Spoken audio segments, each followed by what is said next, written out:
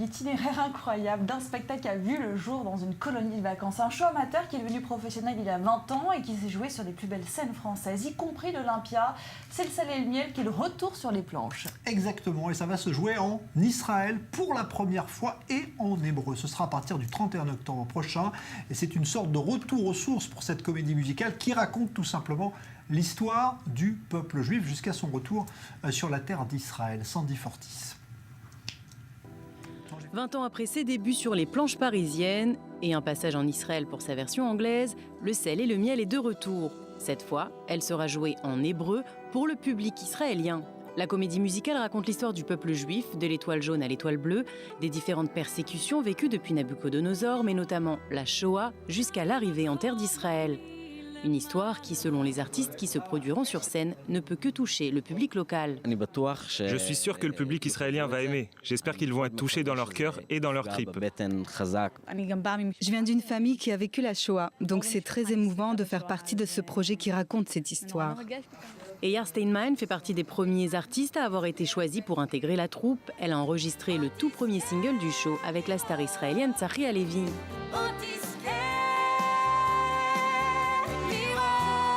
Une chanson que découvrent en ce moment les autres artistes. Tous ont été émus par cette histoire qui les touche de si près.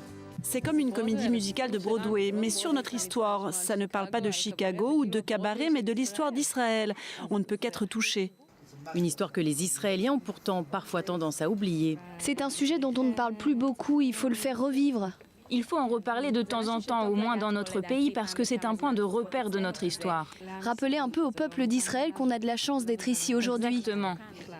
Dans la troupe, certains artistes connaissent déjà bien le spectacle, comme Dan Kissler qui a participé à la version anglaise, ou Marco Gaon qui fait partie du projet depuis sa première version en français. Je pense qu'en fait, on s'est entraîné pendant 20 ans à jouer le sel et le miel pour aboutir cette fabuleuse histoire justement de jouer le sel et le miel en hébreu, en Israël, parce que c'est l'histoire justement du peuple juif et de la terre d'Israël.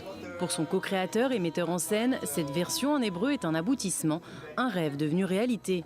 Raconter cette histoire, le sel et le miel, l'histoire du peuple juif, et en hébreu.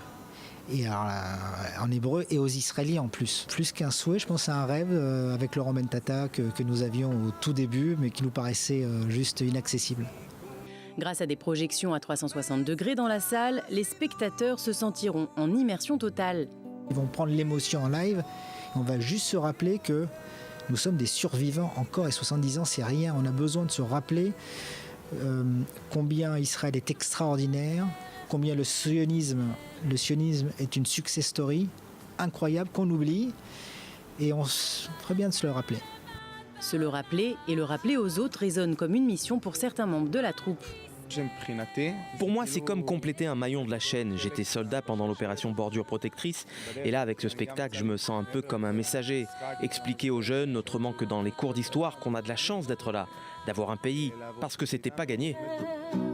Comme j'effectue en ce moment mon service militaire, j'ai l'impression que toute cette histoire me parle encore plus. Je viens en répétition, je joue ces rôles et après je rentre à la base.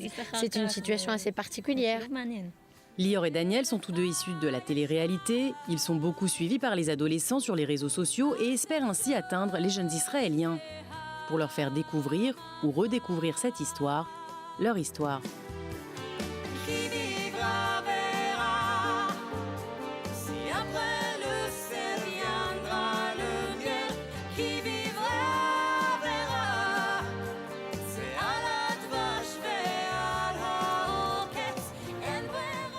Rendez-vous donc le 31 octobre à Cinema City, à Lilot en Israël pour cette comédie musicale revisitée.